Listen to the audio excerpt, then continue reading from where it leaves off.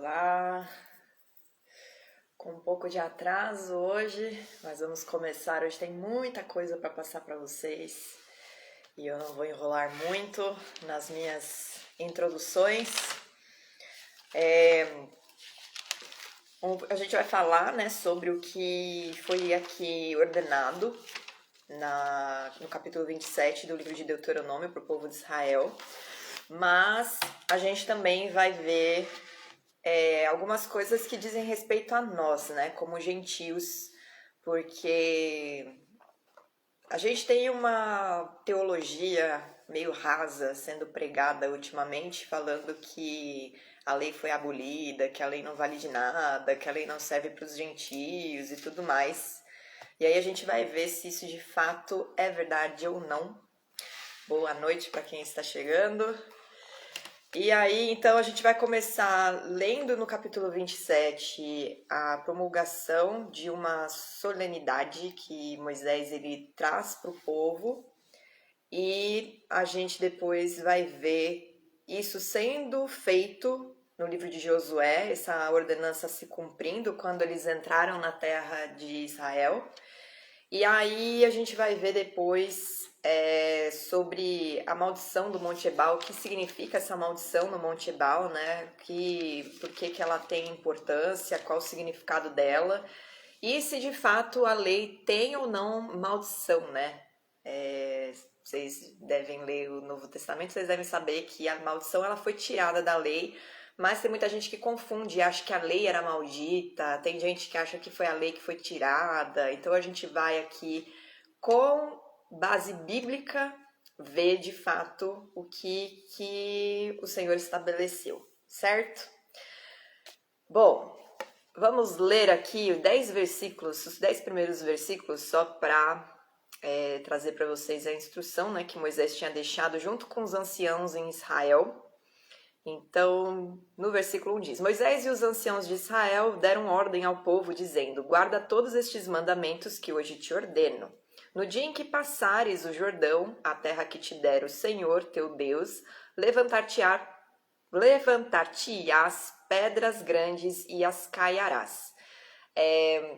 O povo de Israel já tinha dominado a Transjordânia, né? As regiões ali de Moabe e dos Amonitas, elas já estavam sobre o domínio e sobre a posse do povo de Israel, nesse tempo em que Moisés estava trazendo o Deuteronômio, né, que é o livro da segunda lei, que é para as pessoas repetirem, né, para aquela geração, né, desde o princípio a gente está falando disso, desde o primeiro dia eu digo isso, né, essas leis foram repetidas, né, diante da geração que ia entrar no Rio Jordão, para eles entrarem cientes de tudo que eles tinham que cumprir diante do Senhor. E ali, então, Moisés, né, na minha Bíblia, não sei se na sua tá assim, tá descrito que é o terceiro discurso de Moisés, como se Moisés tivesse feito 3 discursos, né? Mas eu tenho certeza que ele fez durante 5 semanas esses discursos. Se ele dividiu em 3, 2, em um só, aí isso são apenas detalhes. Mas ele então ali na Transjordânia, nas terras que eles já tinham ocupado, ele fala: a hora que vocês atravessarem o Jordão, vocês estão tomando posse da terra que Deus prometeu para vocês, a terra de Canaã. E vocês vão ocupando, né, cidade por cidade, nação por nação ali que ocupa a terra de Canaã. Vocês vão destruindo e vocês vão recebendo a herança de vocês. Logo que vocês atravessarem o Jordão, vocês vão levantar esses altares, porque isso será um testemunho para as futuras gerações do que eu estou fazendo, de que eu estou entregando a terra nas mãos de vocês. E aí essas pedras, né, elas formariam esse altar. Seriam 12 pedras que eles retirariam do Jordão, do Rio Jordão, e eles então erigiriam esse altar para apresentar os holocaustos ao Senhor.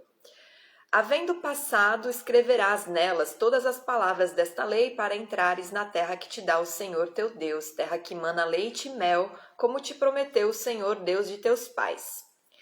Quando houveres passado o Jordão, levantarás estas pedras que hoje te ordeno no Monte Ebal e as caiarás. Caiará é passar argamassa, né? Revestir com argamassa. Quem não entende muito essas palavras assim, que acha difícil nas traduções.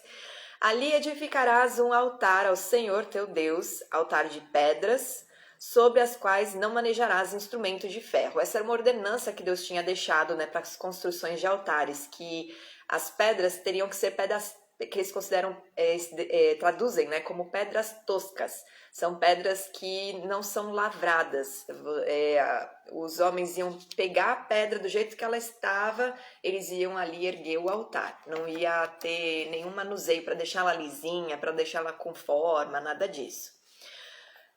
Ali edificarás um altar ao Senhor, teu Deus, altar de pedras, sobre as quais não manejarás instrumento de ferro, de pedras toscas edificarás o altar do Senhor, teu Deus, e sobre ele lhe oferecerás holocaustos.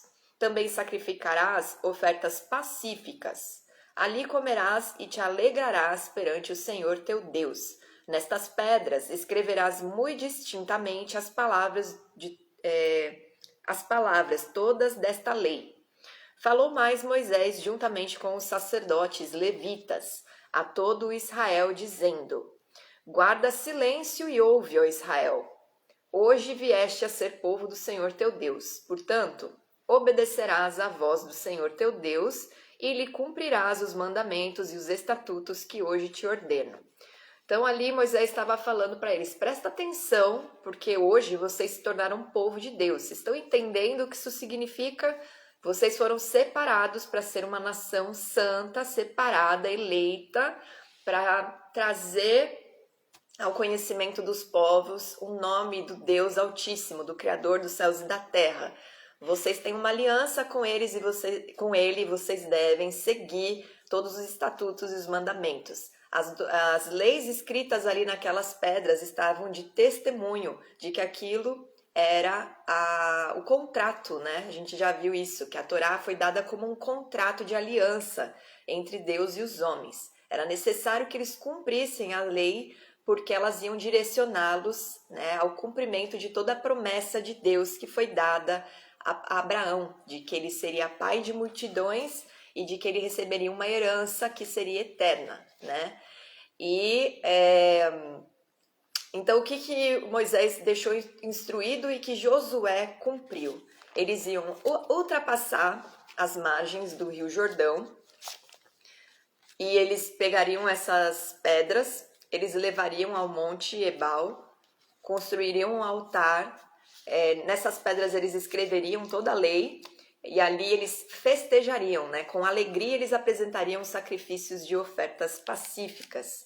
Ofertas pacíficas era um tipo de oferta que eram ofertas entregues ao Senhor por gratidão, por exaltação, não eram ofertas para expiação de pecado. E aí, ali nesse monte, né, depois a gente vai ler que Moisés ordenou naquele dia eles declararem, né, os sacerdotes e os levitas iriam declarar as maldições sobre o povo para que eles se lembrassem.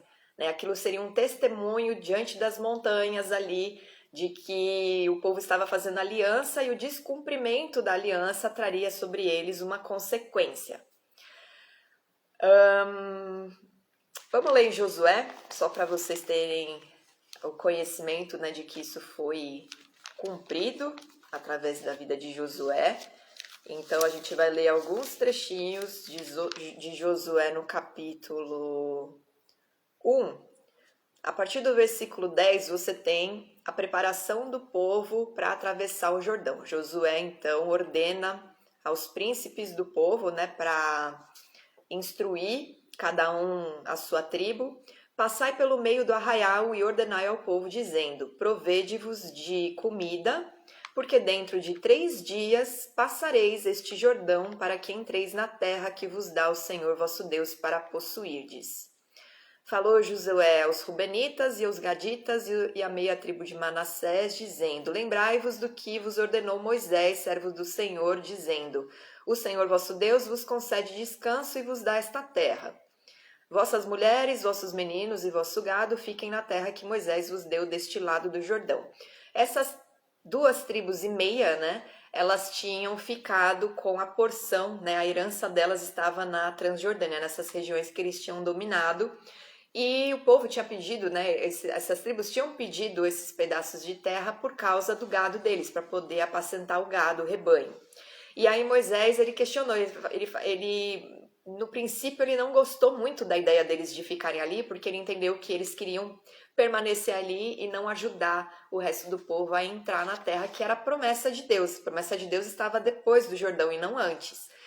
E aí eles falam, não, a gente vai, a gente só deixa as nossas mulheres, o nosso gado, os nossos filhos, mas a gente vai e a gente só volta para casa quando toda a terra de Canaã estiver na posse do nosso povo. E aí então Josué lembra eles, né, dessa promessa que tinha sido feita, e aí eles então se reúnem e vão junto. E vamos só pular alguns versículos para não atrasar muito. E aí no 16, eles respondem para Josué: tudo quanto nos ordenaste faremos, e aonde quer que nos enviares iremos.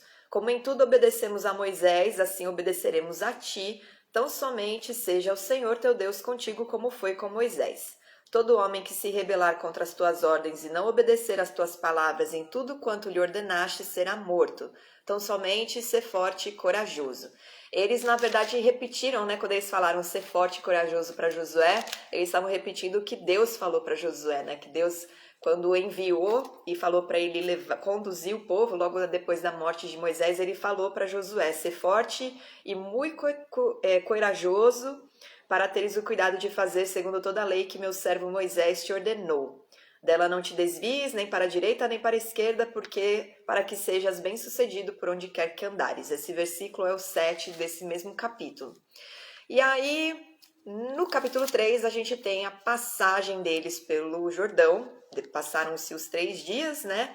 Josué se levanta de madrugada e parte de Sitim em direção ao Jordão, e ali eles pousam até que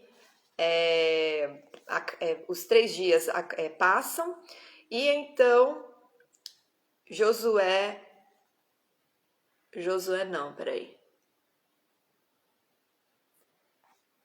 Não, aí Josué ordena aos oficiais, né, a passarem pelo meio do arraial, dando a ordem ao povo. Quando virdes a arca da aliança do Senhor vosso Deus, e que os levitas sacerdotes a levam, partireis vós também do vosso lugar e a seguireis. Então, o anúncio, né, de que era a hora deles se direcionarem à terra de Canaã, era a Arca da Aliança passando por eles, sendo carregada pelos sacerdotes levitas, que os sacerdotes eram os únicos que podiam carregar a Arca da Aliança.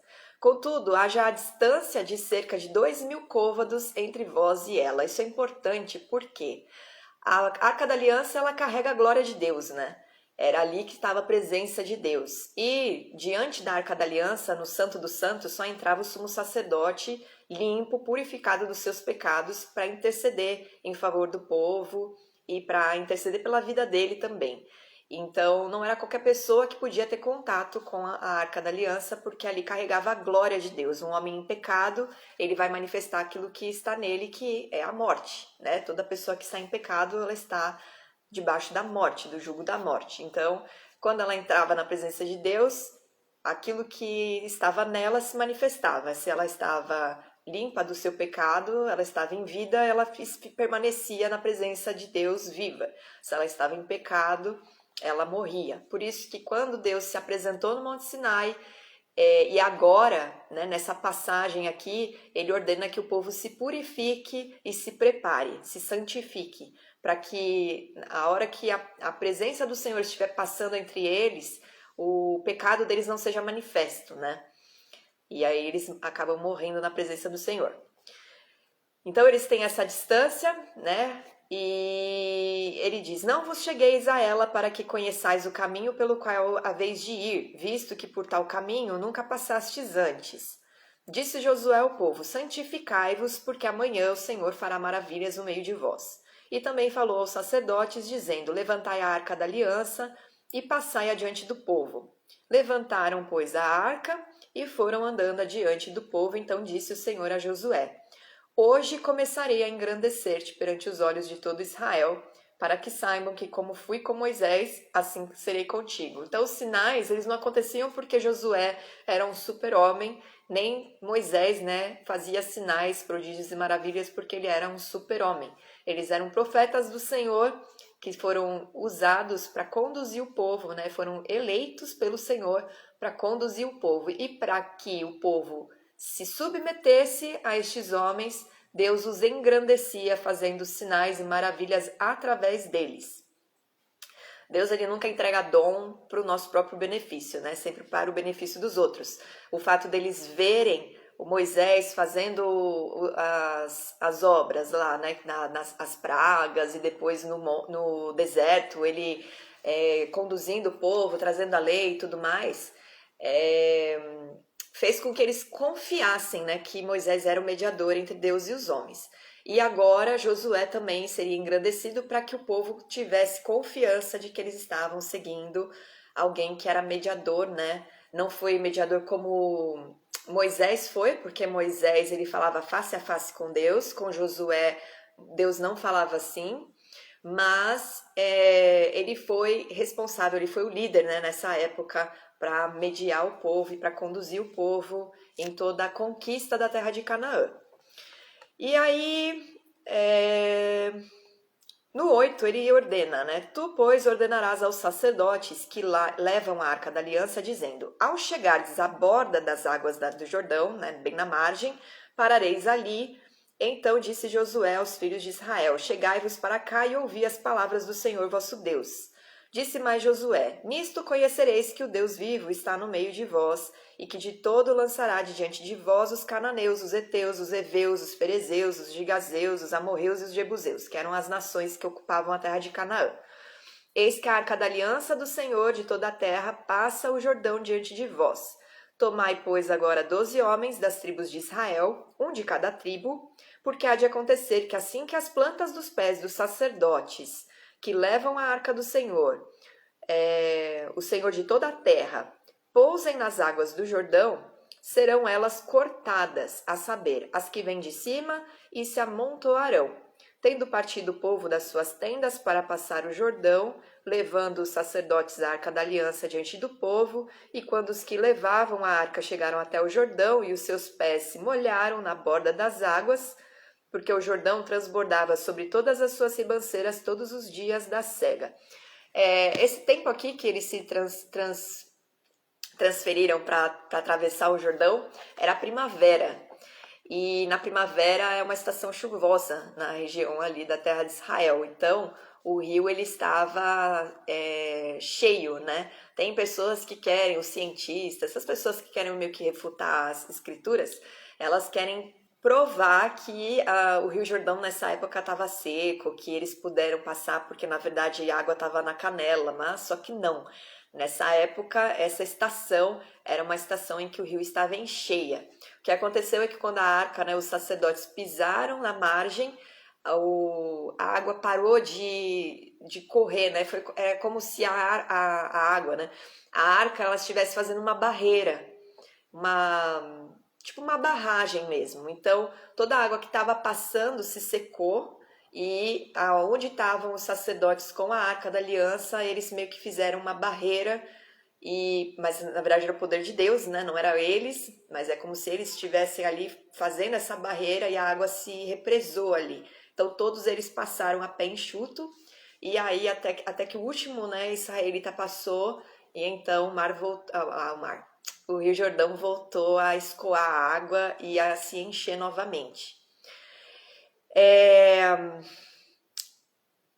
Haviam, né, nações que eram supridas por esse rio e eles viram, né, e esse rio desembocava no mar. E quando eles perceberam que que o rio estava secando porque o povo de Israel estava atravessando, eles ficaram com temor. Eles temeram a nação de Israel, porque já conheciam, né, toda a história do povo de Israel, porque essa história sobre o povo de Israel ser liberto da escravidão pelo seu Deus, ela correu por todas as nações. Aí depois eles tiram as 12 pedras.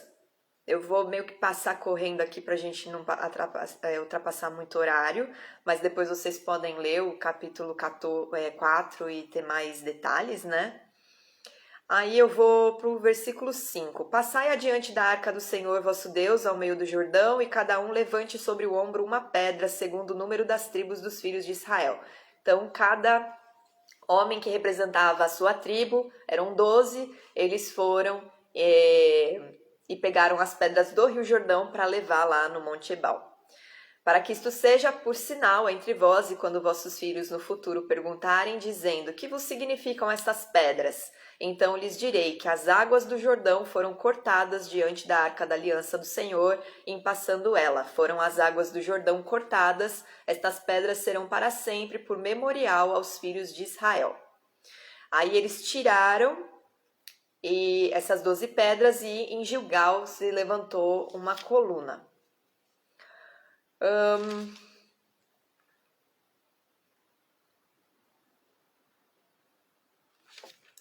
No versículo, cadê? No versículo 14, a gente vê: naquele dia o Senhor engrandeceu a Josué na presença de todo Israel, e respeitaram-no todos os dias da sua vida, como haviam respeitado a Moisés. Então aquela situação ali, ela fez com que eles confiassem no Senhor, e eles então passam a obedecê-lo até o fim da sua vida. Bom, voltando lá, né, eu só queria mostrar para vocês que eles cumpriram, né, com Josué, eles cumpriram essa ordenança. E agora a gente vai ver a continuação do capítulo 27, que traz mais uma ordenança de Moisés que Josué também cumpriu, e a gente vai ver no capítulo 8 do livro de Josué depois. Moisés deu ordem naquele dia ao povo, dizendo: quando houveres passado o Jordão, estarão sobre o monte Gerizim para abençoarem o povo. Estes: Simeão, Levi, Judá, Issacar, José e Benjamim. E estes, para amaldiçoar, estarão sobre o monte Ebal: Ruben, Gade, Asser, Zebulon, Dan e Naphtali. Os levitas testificarão a todo o povo de Israel em alta voz e dirão: maldito o homem que fizer imagem de escultura ou de fundição, abominável ao Senhor, obra de artífice, e a puser em lugar oculto. E todo o povo responderá: Amém. Maldito aquele que desprezar a seu pai ou a sua mãe, e todo o povo dirá: Amém. Maldito aquele que mudar os marcos do seu próximo, e todo o povo dirá: Amém. Maldito aquele que fizer o cego errar o caminho, e todo o povo dirá: Amém. Maldito aquele que perverter o direito do estrangeiro, do órfão e da viúva, e todo o povo dirá: Amém. Maldito aquele que se deitar com a madrasta, porquanto profanaria o leito do seu pai, e todo o povo dirá: Amém. Maldito aquele que se ajuntar com o animal, e todo o povo dirá: Amém. Maldito aquele que se deitar com sua irmã, filha de seu pai ou filha de sua mãe, e todo o povo dirá: Amém. Maldito aquele que se deitar com a sua sogra, e todo o povo dirá: Amém. Maldito aquele que ferir o seu próximo em oculto, e todo o povo dirá: Amém. Maldito aquele que aceitar suborno para matar pessoa inocente, e todo o povo dirá: Amém. Maldito aquele que não confirmar as palavras desta lei, não as cumprindo, e todo o povo dirá: Amém. Os levitas, bom, deixa eu explicar, né? Geografia, para vocês entenderem. Logo que eles saíram do Rio Jordão, o Vale de Siquém, a região de Siquém, ela ficava muito próxima. A região de Siquém foi uma região onde Jacó habitou, né? Que tanto que a sua filha foi violentada, e aí os seus irmãos se rebelaram contra Siquém, os habitantes da sua cidade e tal. Mas ele tinha comprado uma porção de terra ali. E o Siquém, ele forma um vale, ele tem essas duas montanhas, o Monte Ebal e o Monte Gerizim, que se faceiam, e forma esse vale que é o Vale de Siquém. E aí os levitas, eles ficaram embaixo, né, do morro, do monte, E 6 tribos ficaram no Monte Ebal, 6 tribos ficaram no Monte Gerizim, e eles estavam usando, né? Deus estabeleceu assim por quê? Porque aqueles montes serviriam como testemunha eterna da aliança que eles estavam fazendo. E essa aliança ela passa de geração em geração. Ela não é uma aliança que o pai faz e o filho não tem nenhuma responsabilidade em relação a ela. Essa geração ela é passada de essa geração. Essa aliança ela é passada de geração em geração porque através desse povo é que a promessa de Deus ela se cumpriu na pessoa de Jesus. Jesus é descendente do povo de Israel. Então esse povo precisava andar debaixo da aliança para que Jesus viesse dentro de um povo que estava obedecendo as leis do Senhor, os preceitos do Senhor, os princípios do Senhor, né? A gente vê ao longo da história que eles não fizeram essa aliança tão bem firmada, né? Algumas gerações sim, outras não. E isso fez com que essa maldição toda que eles declararam caísse sobre eles, né? Eles estavam ali entendendo que a lei ela não era maldita, mas que não cumprir com a lei traria maldição. Era uma consequência. E aí o que vocês precisam saber, né? Além dessas montanhas serem uma testemunha que lembraria, porque a montanha ela tá lá. Diferente do altar que pode ser destruído, a montanha tá ali. Então, os homens, as gerações, passa ano, vai ano, tá na Torá escrito sobre essas leis, sobre as maldições declaradas no Monte Ebal. Então, isso significa que todo, né, judeu, todo homem que nasce da linhagem de Abraão, de Isaac e Jacó, que observa a Torá, e isso eles passam desde pequenininhos para os filhos, né? Os filhos já nascem sabendo que Deus é um, que eles devem amar a Deus com toda a sua alma, com todo seu entendimento e com todas as suas posses, e que eles devem guardar os mandamentos e os testemunhos e observá-los e ensinar os filhos e os filhos dos filhos e assim sucessivamente.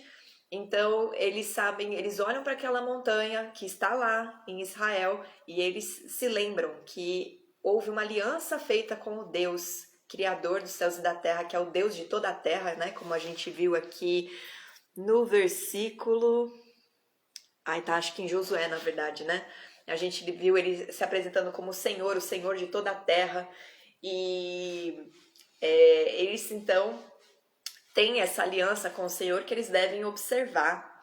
E esse testemunho para eles se lembrarem que essa aliança é para eles também, não era só para os pais, era para eles também.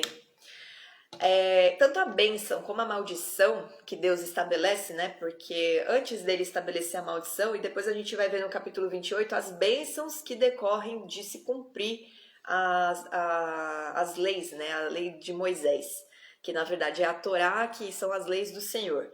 Elas não são nem para recompensa final, as bênçãos não são para isso, e a maldição também não é para uma punição final. Na verdade, elas servem como como um medidor mesmo, né? Para eles saberem se eles estão caminhando debaixo da aliança ou se eles estão descumprindo, se eles estão sendo infiéis.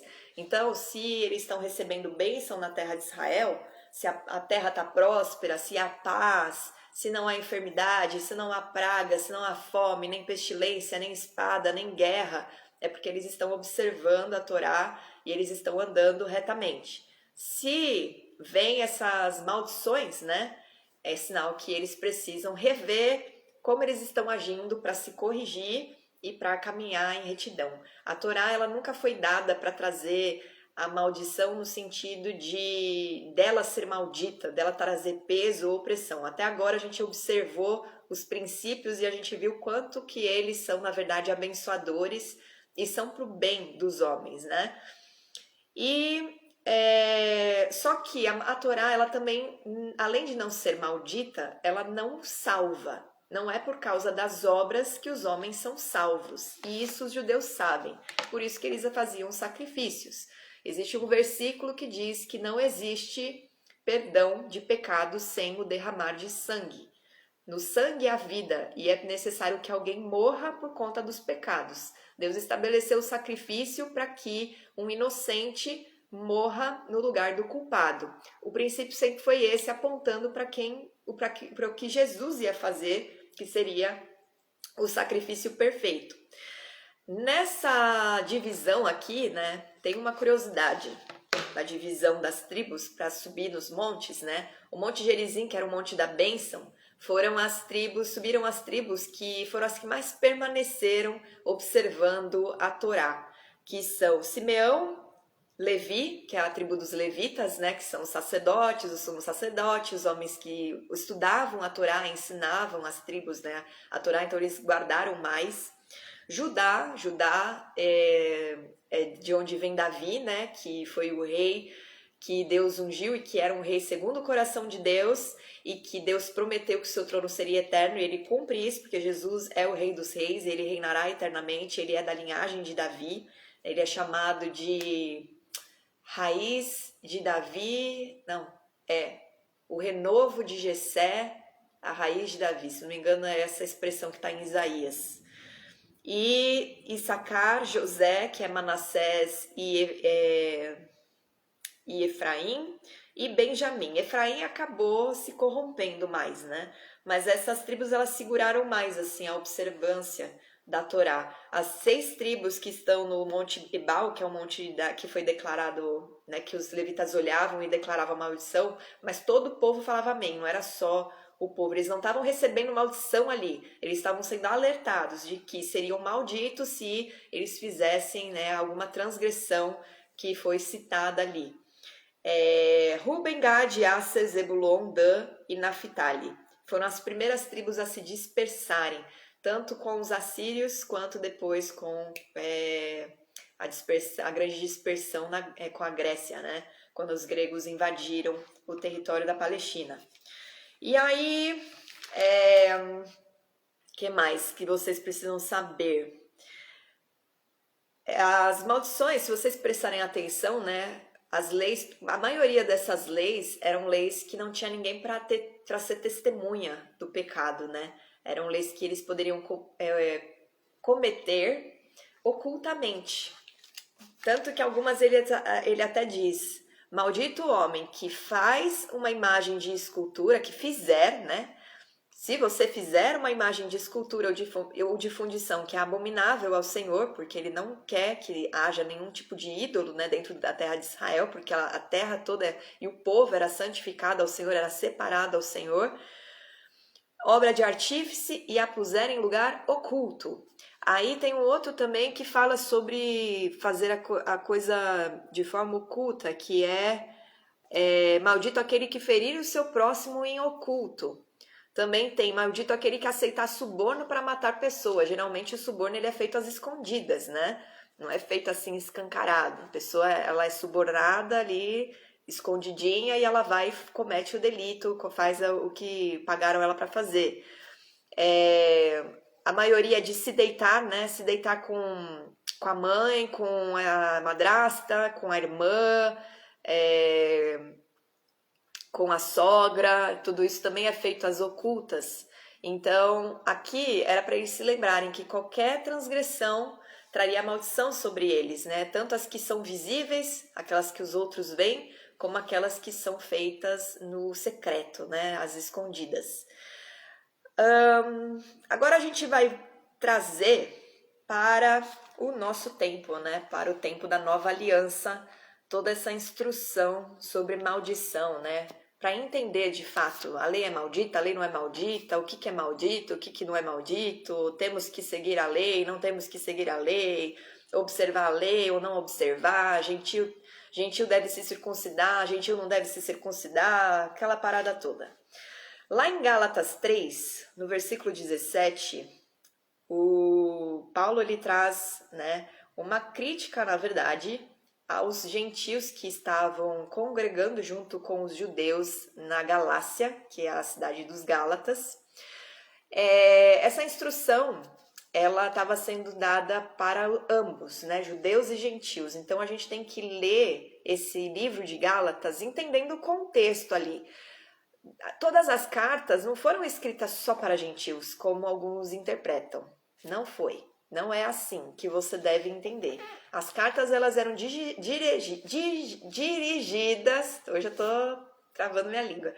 As cartas elas eram dirigidas ao povo eleito, ao povo santo, que agora, com a nova aliança, era composto tanto por judeus como por gentios. E no meio desses gentios tinham escravos, tinham livres, tinham gregos, tinham romanos, tinham homens da Ásia, tinham mulheres, tinham tudo quanto é tipo de gente. Porque Jesus ele veio ser luz para os gentios, ele veio trazer a possibilidade das pessoas que não eram descendentes da linhagem de Abraão, né, de sangue, serem justificados pela fé e receberem a herança que foi prometida para Abraão. Que aliança é essa? Vamos ver lá em Gênesis, no capítulo 15, para vocês se recordarem que a promessa de Deus ela veio antes da lei. A promessa não foi dada através da lei. Vocês cumprem a lei, então vocês receberão a promessa. A herança ela foi dada antes de Abraão ser circuncidado, antes de Abraão ter uma aliança com Deus. Então, no capítulo 15, Deus ele fala com Abraão numa visão. Não temas, Abraão, eu sou o teu escudo e teu galardão será sobremodo grande. Respondeu Abrão ainda, né? Abrão ainda nem tinha tido o nome dele trocado por Deus. Senhor Deus, que me haverás de dar se eu continuo sem filhos e o herdeiro da minha casa é o Damasceno Eliezer? Disse mais Abrão, a mim não me concedeste descendência e um servo nascido na minha casa será o meu herdeiro. Deus já tinha dado para ele, né, a promessa de que ele teria um herdeiro, e essa Sarai, ela era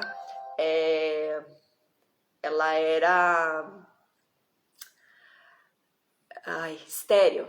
Então ela não poderia ter filhos e ela já era avançada de idade. Os dois eram avançados de idade já, na verdade. A isto respondeu logo o Senhor, dizendo, não será esse o teu herdeiro, mas aquele que será gerado de ti será o teu herdeiro. Então conduziu até fora e disse, olha para os céus e conta as estrelas, se é que podes. E lhe disse, será assim a tua posteridade. Ele creu no Senhor e isso lhe foi imputado para justiça. Deus é um Deus de princípio e ele segue o seu princípio de forma eterna, ou seja, ele não muda. Então, da mesma forma que nós recebemos, né, somos justificados pela nossa fé em Jesus Cristo, Abrão foi justificado por sua fé. E então a promessa veio sobre a vida dele. Nós recebemos essa herança que o Senhor prometeu pela nossa fé. E Abrão recebeu a promessa pela fé dele. Disse-lhe mais, eu sou o Senhor que te tirei de Ur dos Caldeus, que era uma terra de idólatras, né? Para dar-te por herança esta terra. Então, a promessa era a herança da terra de Israel.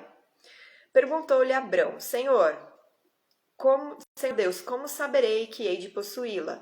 E respondeu-lhe, toma-me uma novilha, uma cabra e um cordeiro, cada qual de 3 anos, uma rola e um pombinho. Ele, tomando todos estes animais, partiu-os pelo meio e lhes pôs em ordem as metades uma defronte da outra, e não partiu as aves. Aves de rapina desciam sobre os cadáveres, porém Abrão as enxotava. E aí, no pôr do sol, ele caiu em profundo sono, e então o Senhor traz, né, toda a promessa, tudo que estava acontecendo com o povo de Israel, Deus já tinha avisado o Abraão, porque ele não faz nada, Deus ele não faz nada sem antes avisar o justo, os seus, daquilo que ele vai fazer. E aí ele diz para ele, sabe com certeza que a tua posteridade será peregrina em terra alheia e será reduzida à escravidão e será afligida por 400 anos, que foi exatamente o que aconteceu com o povo de Israel. Jacó chegou peregrino na terra de Israel, do Egito, perdão. Jacó habitava em Israel, né? Tanto Jacó, quanto Isaac, quanto Abraão, eles chegaram a habitar, eles não dominaram a terra inteira, mas eles chegaram a habitar e comprar terras e levantar altares, consagrando as regiões para o Senhor. E aí Jacó, com sua família, 70 pessoas, se foram para o Egito para fugir da fome, e ali eles peregrinaram. E após a morte, né, de José, de Jacó, de dos irmãos de José, que são as 12 tribos. Um novo faraó, né, estava sob domínio ali do povo e ele começou a oprimir e a tornar o povo de Israel escravo, mas com serviço, com trabalhos, né, trabalhos pesados. E aí, por 400 anos, eles ficaram ali servindo. Mas também eu julgarei a gente a que tem de sujeitar-se e depois sairão com grandes riquezas. E quando o Egito foi sujeitado, né, porque o faraó endureceu o coração, ocorreram as 10 pragas. A última praga foi a praga dos primogênitos, que matou todos os primogênitos, tanto dos homens como dos animais. E então o povo de Israel já tinha sido ordenado por Moisés de pedir para os seus vizinhos prata e ouro, e eles saíram com riquezas, eles saíram da terra do Egito com despojos. Mas também eu julgarei a gente que tem de sujeitar-se, depois sairão com grandes riquezas, e tu irás para os teus pais em paz, serás sepultado em ditosa velhice. Na quarta geração tornarão para aqui, porque não se encheu ainda a medida da iniquidade dos amorreus. Deus, o plano dele é perfeito, né? Deus, ele permite a manifestação da iniquidade, porque a gente já aprendeu isso, né? Para ele julgar o mal precisa se manifestar para ele ter do que condenar. Então ele permitiu que a iniquidade dos amorreus chegasse na medida que ele tinha estabelecido para que ele trouxesse o juízo sobre eles, por isso que esses povos todos foram mortos, né? Deus não estava sendo incoerente com a lei que ele fala, não assassinarás. Na verdade, ele estava trazendo o juízo dele sobre um povo iníquo e abominável, né? Esses povos eram violentos, eram não só idólatras, mas eram violentos e agiam com muita perversidade e maldade. Então, Deus, ele traz sobre eles o seu juízo com aquele povo que ele separou para ser justo. E sucedeu que, posto o sol, houve densas trevas, e eis um fogareiro fumegante e uma tocha de fogo que passou entre aqueles pedaços. A tua descendência dei esta terra, desde o rio do Egito até o grande rio Eufrates. O queneu, o quenezeu, o cadimoneu, o eteu, o ferezeu, os refaíns, o amorreu, o cananeu, o girgazeu e o jebuseu. Então o Senhor estava, né, cumprindo essa promessa, só que essa herança, ela cai sobre nós também.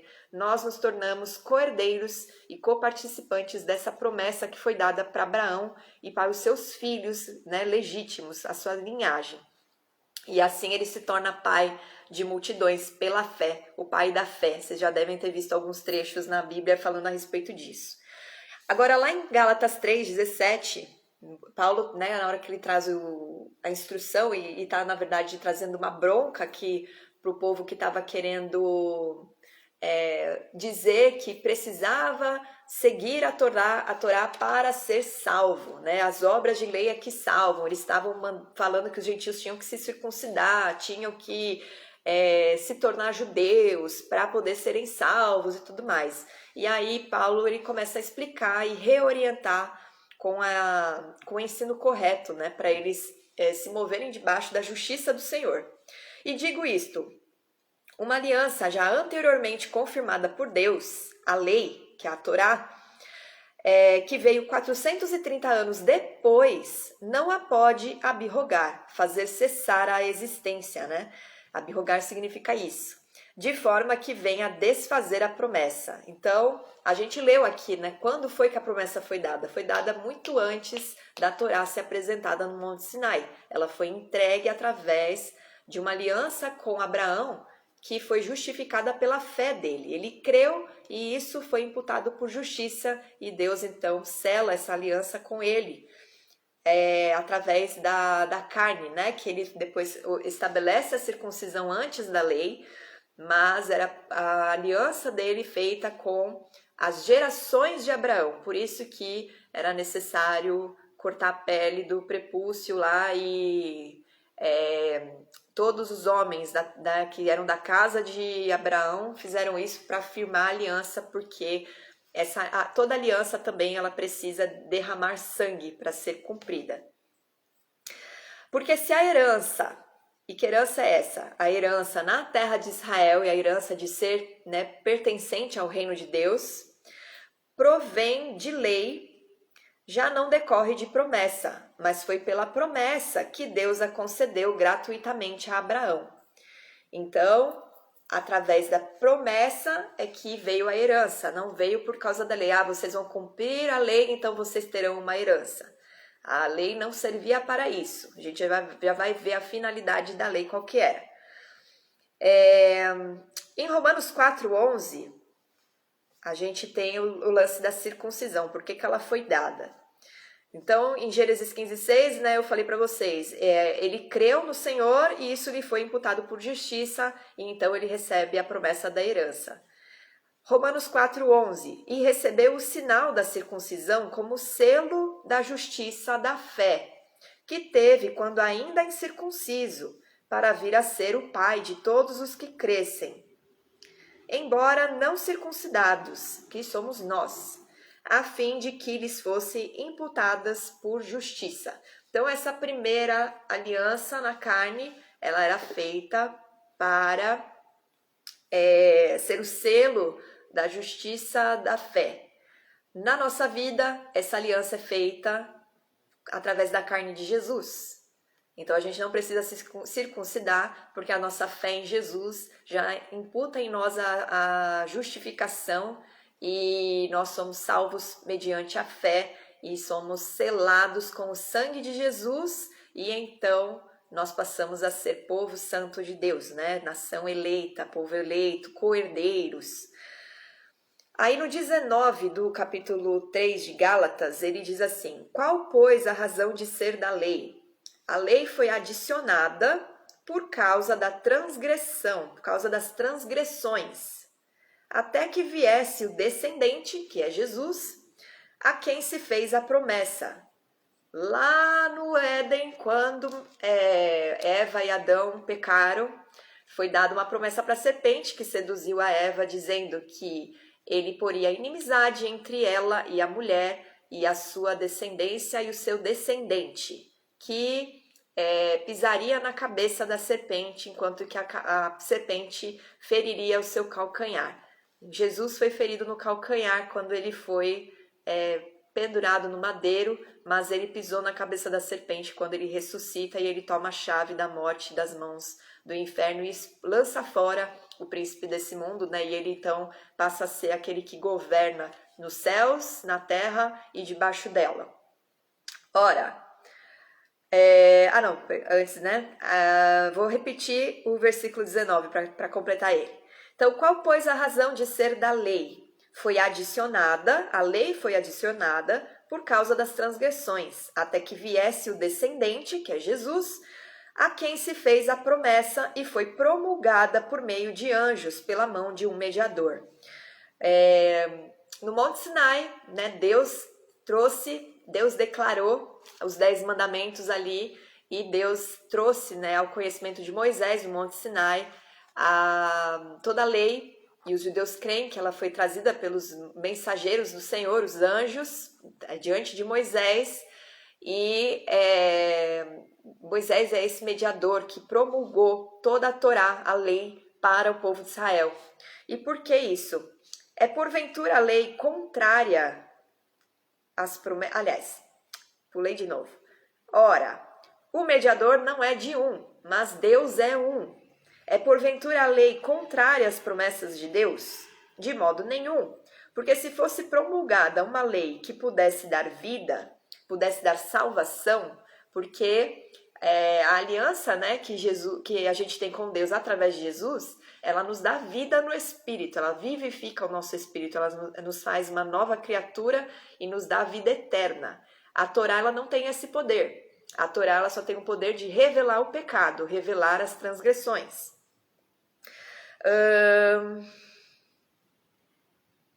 Então, porque se fosse promulgada uma lei que pudesse dar vida, a justiça, na verdade, seria procedente da lei. Então, se através da lei a gente recebesse a salvação, a justiça de Deus, ela viria através da lei. Mas não, ela vem através da fé.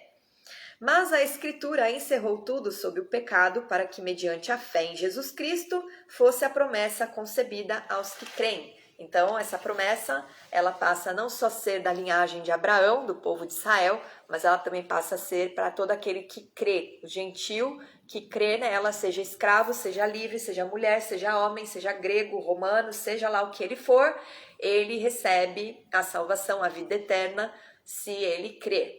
Mas antes que viesse a fé, estávamos sob a tutela. Antes que viesse essa aliança de fé, né, essa aliança através da fé em Jesus, os judeus estavam debaixo de uma tutela. O que significa tutela? Proteção exercida em relação a alguém ou algo mais frágil. Então, a Torá ela não foi dada para ser maldição sobre o povo, mas ela foi dada para ser proteção para o povo, para guardar o caminho do povo até que Jesus viesse, cumprisse tudo e através da fé em Jesus, né, todos fossem libertos da maldição do pecado, da condenação da morte e recebessem vida eterna. Então, estávamos sob a tutela da lei e nela encerrados. Encerrados significa guardados, protegidos, para essa fé que de futuro haveria de revelar-se. De maneira que a lei nos serviu de aio. O que significa aio? Tem algumas palavras que a gente tem que ir atrás do significado para entender o que Paulo estava querendo dizer. No lugar de aio, né, no grego, a palavra aqui seria paidagogos. Quem era o paidagogo? O paidagogo, ele era o escravo que cuidava dos filhos na época dos romanos ricos. Então, eram os professores da Grécia, na verdade, né? Porque na Grécia, os professores, eles ensinavam filosofia e aqueles pensamentos, né? A razão ali, eles eram o berço da razão e da filosofia, né? Quando a Grécia foi ocupada por Roma, Roma escravizou todos os gregos. Só que os escravos que eram professores, eles tinham muito valor para os romanos, porque eram aqueles que ensinavam filosofia, que traziam conhecimento, ensino. Então, esses gregos professores, eles eram escravos dos romanos e eles eram colocados sobre os filhos, né, dos romanos ricos como uma autoridade. Então, os filhos tinham que obedecer tudo que o paidagogo falava, que era um escravo, na verdade, mas ele era um professor, ele era colocado como uma autoridade em cima da vida daquela criança. E eles conduziam as crianças e não permitiam que elas cabulassem aula. Então, eram escravos também que acompanhavam os filhos, né, de pessoas de grande tratamento, de pessoas ricas, né, da alta sociedade ali, pessoas importantes, e eles não permitiam que a criança deixasse de estudar, que a criança cabulasse aula. Inclusive, eles tinham até liberdade, eles tinham autorização pelos pais de castigar os filhos deles. Então, aqui você pode entender que a Torá, ela serve como um paidagogo, né? É aquela... É a lei que, na verdade, ela traz castigo, mas para proteger, para ensinar, para educar. Ela estabelece limites para proteger e para guiar até que se cumpra o que Deus estabeleceu. Então, a Torá em si, ela não é maldita. O que havia era maldição sobre a desobediência para que houvesse educação do povo e o povo não saísse da reta justiça. Embora a gente saiba que eles saíam, mas a gente também sabe que eles acabaram sofrendo as consequências. E uma dessas consequências é que a maioria do povo nem sabe que é povo judeu. Eles se miscigenaram tanto, se misturaram tanto com os povos e com a cultura e a idolatria, que eles nem têm mais conhecimento, né, de Deus como eles deveriam ter, a proximidade que eles deveriam ter, eles perderam. E, além disso, eles cumprirem, observarem os mandamentos, não traz sobre eles perdão, né? A gente acabou de ver que não é a Torá que justifica e que perdoa e que permanece a aliança. É o sangue de Jesus que traz o perdão. É um sacrifício, né? É necessário o sacrifício para haver perdão de pecados. Aonde que os judeus vão fazer sacrifício se o templo está destruído? Desde do ano 70 depois da Era Comum. Eles não têm um lugar para sacrificar. Todos eles estão debaixo da maldição que eles declararam no Monte Ebal. Porque aquela declaração, ela tem uma testemunha, que é a montanha, o Monte Ebal, né? Então, eles estão debaixo da lei, estão debaixo, na verdade, da maldição da lei até hoje, na verdade, porque eles descumpriram. E eles precisam de Jesus, tanto quanto nós precisamos, para eles serem libertos da maldição. Porque Jesus levou sobre si toda a maldição. Não só a maldição da humanidade como pecado original, mas a maldição do povo dele. Por isso que ele veio primeiro para reunir os dele e depois para ser luz para os gentios. De maneira que a lei nos serviu de aio, que é esse pai da Gogo, né? Para nos conduzir a Cristo, a fim de que fôssemos justificados por fé. Então a Torá, ela não é o fim, ela é o caminho, mas ela carrega os princípios do eterno. Mas tendo vindo a fé, já não permanecemos subordinados ao aio, pois todos vós sois filhos de Deus, mediante a fé em Cristo Jesus. Aí tem o versículo 27, 28 e 29, para depois você ler, eu não vou ler agora porque senão vai ficar muita coisa. Mas a fé na obra de Jesus, né, que a crucificação e ressurreição, ela opera para o favor imerecido com a finalidade de justificar tanto os judeus, que somente cumprindo a Torá não serão livres, né, da maldição do pecado, como os próprios judeus creem que Deus pune com sofrimentos e estes limitam as suas oportunidades de cumprir os comandos. Deixa eu explicar melhor, né, minha escrita aqui. Os judeus, eles creem que a punição, a maldição, ela não é para trazer destruição, castigo, né, eterno, nada disso. Mas é uma forma de Deus punir, porque assim, se você está fora da minha palavra, você não vai conseguir cumprir o resto dos comandos como você deveria, porque algo vai te impedir disso. Então você tem que estar... lembra daquele versículo que diz: um abismo puxa outro abismo? Da mesma forma, quando você observa um mandamento e você vai puxando outros mandamentos. Então, quando você quebra transgride, né, a lei, você, na verdade, está se afastando do Senhor e está dificultando o teu relacionamento com o Senhor. Isso eles já criam. E aí,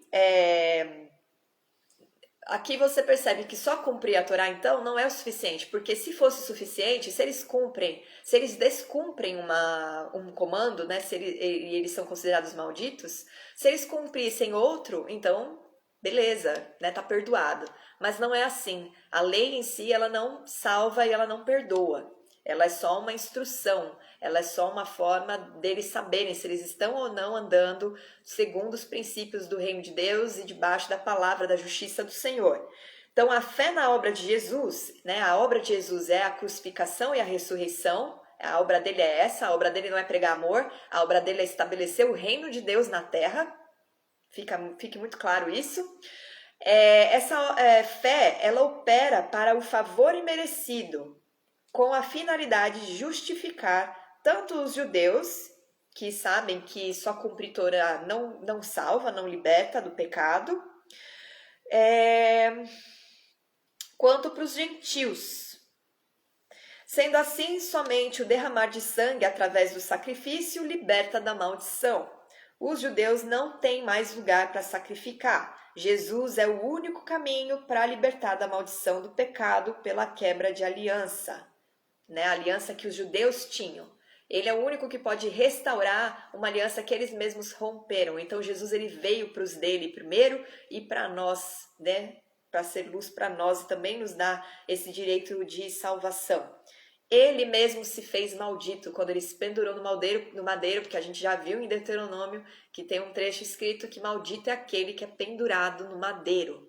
Jesus se fez maldito sem ser, para que todos aqueles que creem no Senhor Jesus recebam salvação, recebam a herança, né, da terra de Israel e do reino de Deus, de pertencer ao reino de Deus. Assim como a herança veio pela fé sobre Abraão, ela vem pela fé sobre nós. Não para anular a lei, porque a lei ela foi dada para os herdeiros após a justificação. Você primeiro é justificado pela sua fé para você se tornar herdeiro. Então, depois que você você confessa, né, Jesus como o Senhor e Salvador da sua vida, você recebe essa aliança na carne de Jesus e você se torna herdeiro do Senhor, você se torna co-herdeiro e coparticipante da promessa que foi dada para os filhos de Abraão. Você se torna um filho de Abraão também, né? Ele se torna o seu pai na fé, pai da fé. E então você começa a observar a lei não para ela te salvar, não porque você tem medo de ir para o inferno, mas porque você entende agora que ela é a justiça do eterno e que ela carrega os princípios que são perpétuos. E no 29, né, do capítulo 3 de Gálatas, diz assim: E se sois de Cristo, também sois descendentes de Abraão e herdeiros segundo a promessa. Então aqui fecha o que eu estava falando. Por que os gentios eles não cumprem certas ordenanças, né, que são dadas para o povo de Israel? Vamos ver em Colossenses 2, alguns trechinhos. Vão ser só 4 versículos, não é muita coisa, mas que eles embasam o porquê que nós não precisamos. Primeiro nós já vimos, né? Nós não precisamos ser circuncidados porque a nossa circuncisão ela está em Jesus. Outras ordenanças foram dadas para o povo de Israel porque eles testemunham a respeito da vinda do Senhor Jesus, eles testemunham a respeito de Deus e eles devem observar esses testemunhos porque de geração em geração há pessoas precisando ser salvas.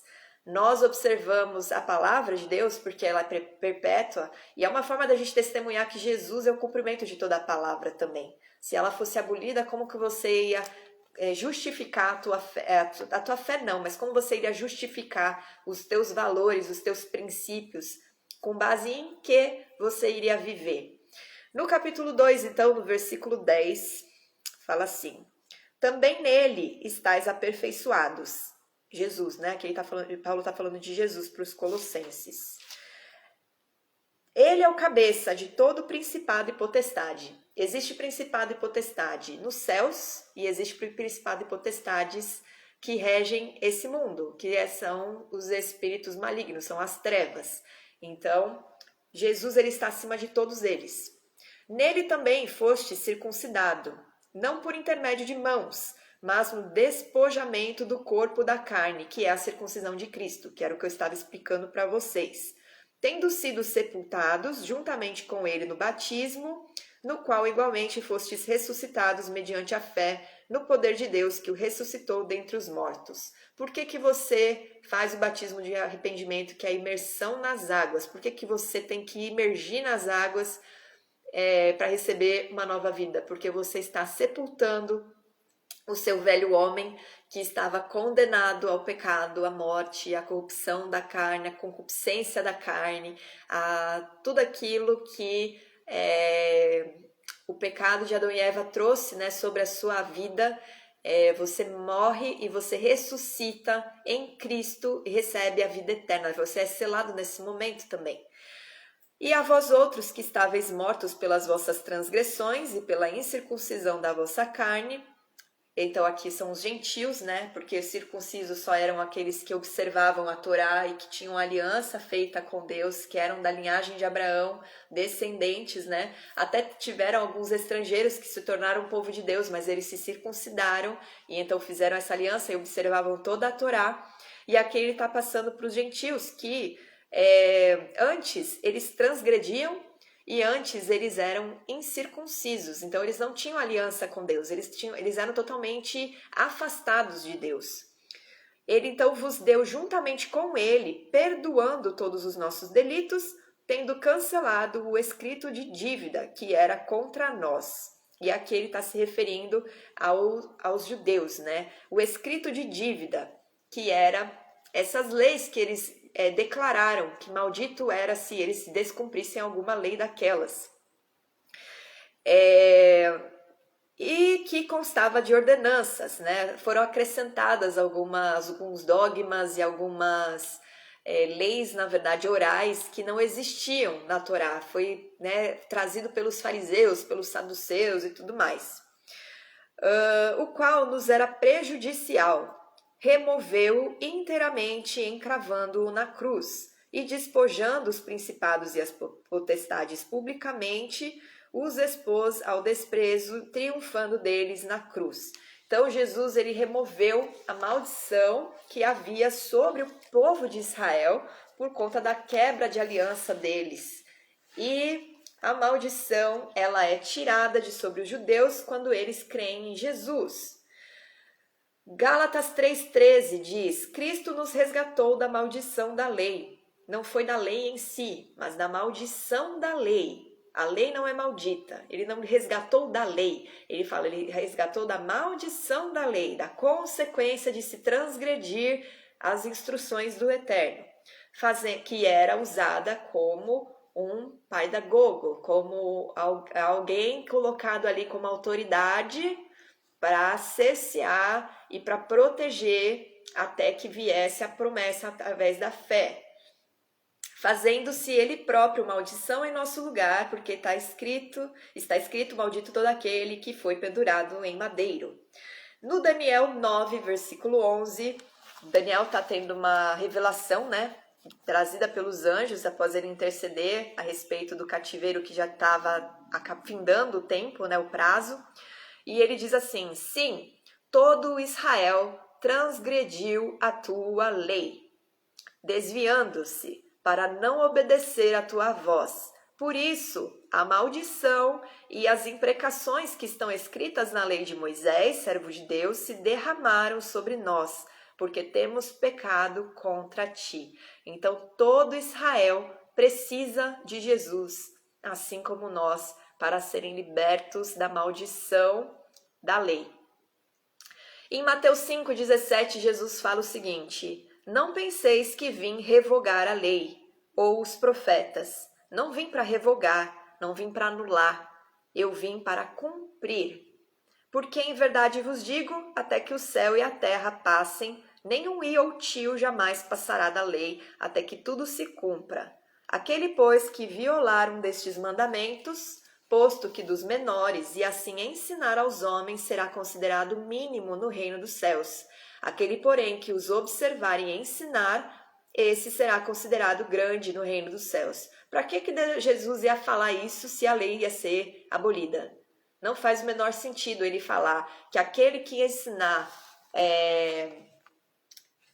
que violar, né, um destes mandamentos e ensinar isso para os outros, vai ser considerado mínimo no reino. Para que ele falaria isso se a lei não existisse mais, se a lei não fosse mais importante? Não teria nenhum motivo ele colocar isso. E ele fala que nem um i, nem um tio vai deixar de se cumprir, né? Vai deixar de existir até que tudo se cumpra. E ele não está falando apenas da ressurreição dele, ele está falando de tudo, até que o mundo vindouro venha, até que o novo céu e a nova terra sejam estabelecidos e ele venha reinar e triunfar. Até que isso tudo se cumpra, a lei ela continua sendo viva, verdadeira. A Torá, ela foi entregue pela boca de Deus. A palavra, né? Deus, primeiro que ele formou o mundo com a palavra dele. Então tudo tem a lei do Senhor ali regendo, né? Todos os animais, eles observam regras.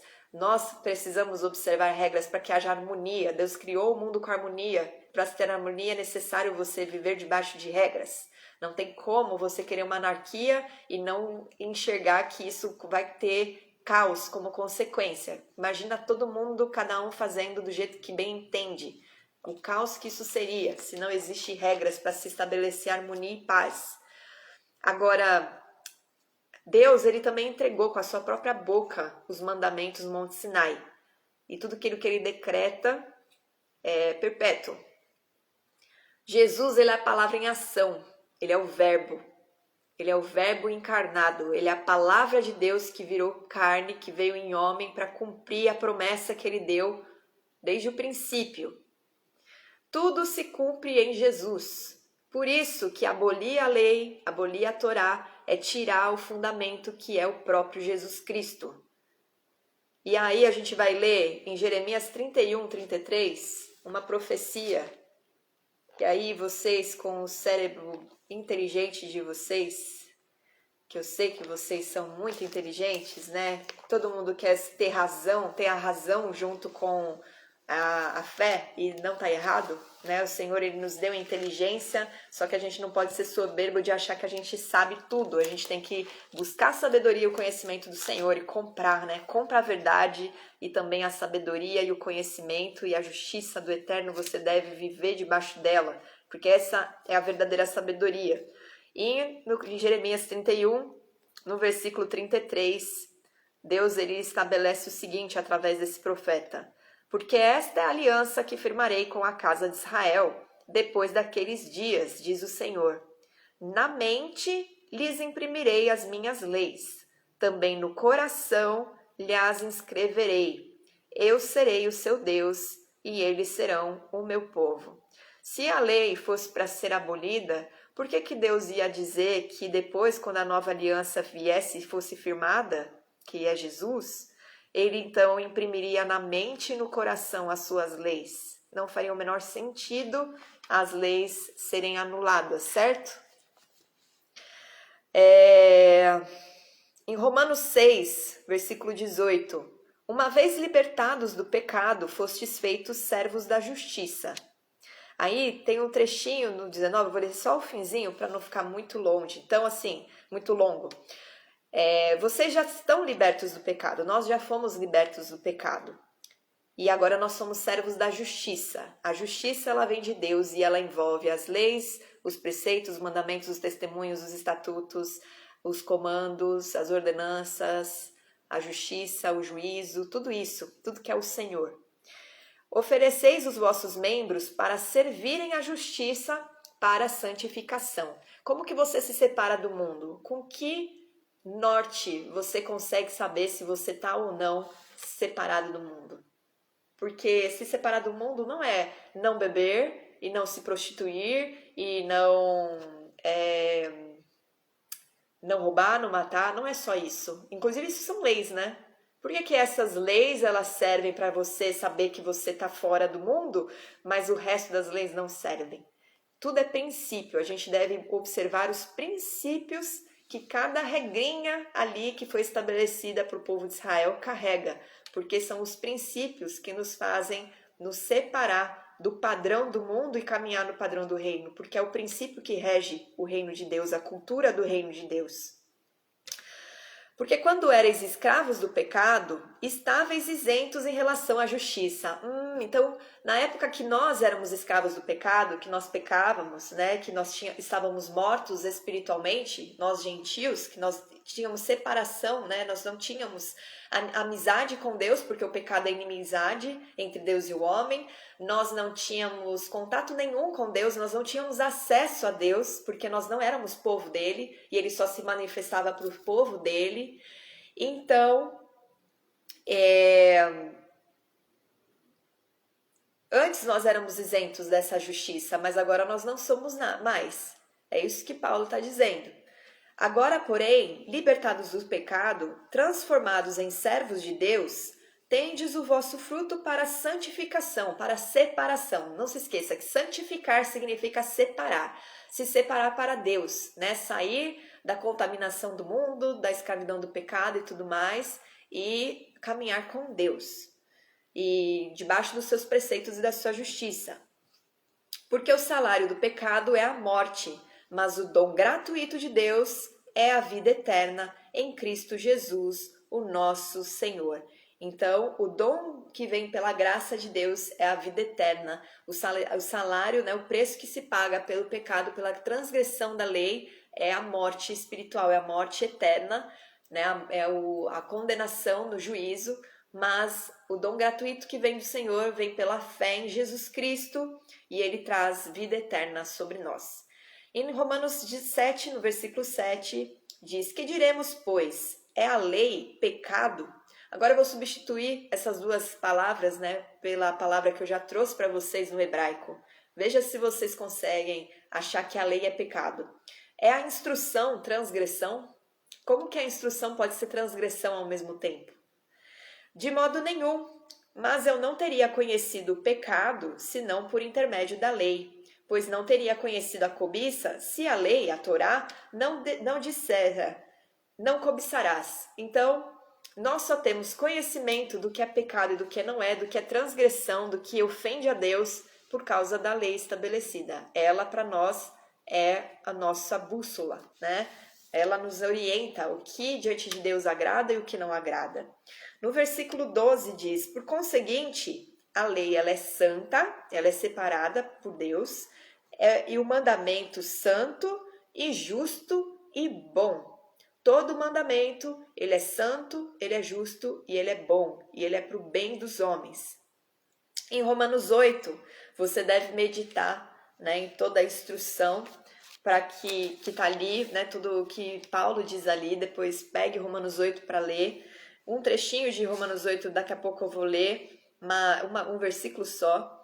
Mas em 1 João, no capítulo 3, versículo 4, diz que todo aquele que pratica o pecado transgride a lei.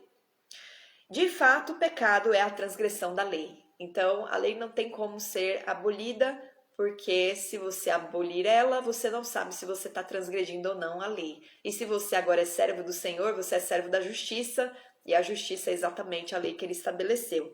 Aquele que pratica a justiça é justo, assim como ele é justo. Versículo 7, finzinho do versículo 7 de 1 João 3 diz isso. Em Romanos 2, versículos 14 e 15, Paulo diz o seguinte para os romanos: quando, pois, os gentios que não têm lei praticam naturalmente o que ela ordena, tornam-se lei para si mesmo. Embora não possuam a lei, porque a lei é dada para os judeus, né?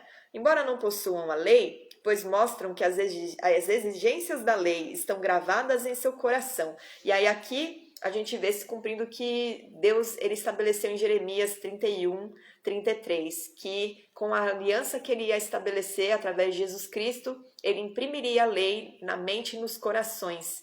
E o seu povo seria povo santo, né? Então, quando um gentil que não é obrigado a seguir a lei, ele observa a lei, isso significa que a lei está impressa nele. E só há um jeito da lei ser impressa em nós, o Espírito Santo habitando em nós, a gente andando pelo Espírito. Então, uma das formas de nós manifestarmos que nós somos filhos de Deus é praticando a justiça dele, é caminhando debaixo dos princípios dele. Disso dão testemunho também a sua consciência e os pensamentos deles, ora acusando-os, ora defendendo-os. Então a nossa mente, ela passa a ser o nosso pedagogo, né? A nossa mente, ela nos acusa ou ela nos defende de acordo com a lei. Se você conhece a lei, a tua chance de abrir brecha na sua vida, ela cai assim 100%. Porque você está caminhando debaixo da justiça do Senhor e todo aquele que anda na reta justiça do Senhor está debaixo da sua sombra, né? Está coberto pela sua mão. Romanos 8, 7. A mentalidade da carne, ela é inimiga de Deus, porque não se submete à lei que Deus de Deus e nem pode fazê-lo. A mentalidade da carne, ela é inimiga de Deus, porque não se submete à lei a lei de Deus, nem pode fazê-lo. Então, se você não consegue se sujeitar aos princípios do eterno, será que você não está com uma mentalidade carnal, achando que você está obedecendo a Jesus? Né? Observe-se e veja se o teu ranço com a lei e esse desejo de só viver pela graça, ele na verdade não está te afastando de Deus ao invés de te aproximar. Porque só se submete à lei quem tem o Espírito de Deus, quem anda pelo Espírito. Se você anda pela carne, é sinal que você não pode fazê-lo, né? Você não pode se submeter à lei, porque você não tem nem entendimento. Salmo 37, versículo 30 a 31. E esse era Romanos 8, 7, né? Não sei se eu acabei citando, porque eu tô preocupada com o horário, tô trazendo para vocês os trechos importantes, né? E agora em Salmo, essa parte da mentalidade da carne. Agora no Salmo 37, nos versículos 30 a 31, diz assim: a boca do justo profere sabedoria e a sua língua fala conforme a justiça. Ele traz no coração a lei do seu Deus, nunca pisará em falso. Do coração procede as fontes de vida. Se no teu coração estão as leis do Senhor, você nunca vai pisar em falso, e dos seus lábios sempre falarão segundo a justiça. Os preceitos do Senhor são justos e dão alegria ao coração. Os mandamentos do Senhor são límpidos e trazem luz aos olhos. Salmos 19, versículo 8. Então, a lei ela nunca foi para ser pesada, ela sempre foi para ser motivo de alegria. Jesus tirou a maldição da lei, então a gente pode observá-la e usá-la como o nosso guia para a gente saber se o nosso coração ele é reto diante do Senhor ou não. No Salmo 119, versículo 142, diz: a tua justiça é eterna e a tua lei é a verdade. A justiça de Deus é eterna, a lei dele é a verdade, e se é eterno, é para sempre. Os princípios, eles são eternos. Então, Deus, ele através de Jesus, ele cancela a maldição que foi testemunhada pela montanha, né, lá no Monte Ebal, que foi declarado como aliança. Toda vez que eles falaram amém, eles estavam em concordância, que eles sabiam que se eles descumprissem, eles se tornariam malditos. Jesus, ele leva a maldição do seu povo sobre si, e ele leva todo o pecado, toda a transgressão da humanidade, e ele faz então essa nova aliança que traz no nosso coração a lei impressa, os princípios do Senhor, para a gente caminhar em retidão e se aproximar cada vez mais da presença do Senhor, né, e produzir frutos para a eternidade, porque na verdade a lei ela não tem poder para nos salvar, mas ela nos ajuda a caminhar de uma forma que a gente seja frutífero diante do Senhor e produza frutos que não serão consumidos como a palha no fogo quando a gente se apresentar diante de Deus. Pelo contrário, eles serão para a eternidade e nos trarão recompensa, né? Quem observa a justiça do Senhor e caminha nela está agradando ao Senhor, e Deus é galardoador dos seus, só que a nossa recompensa é não só a vida eterna, mas a coroa da vida. Se você for ler Apocalipse, as 7 igrejas, ali tem várias recompensas que estão preparadas para aqueles que observam os preceitos do Senhor e caminham debaixo dele. E é isso. Que vocês sejam muito abençoados, e eu vou salvar essa live no YouTube também, vou deixar lá. Compartilhem, assistam quantas vezes forem necessárias, esse estudo é importantíssimo, passem isso para frente, porque as pessoas precisam entender as escrituras como as escrituras realmente foram estabelecidas, não com interpretação, mas com revelação do Espírito, para serem abençoadas e terem uma vida abençoada. Que Jesus abençoe muito vocês e até mais.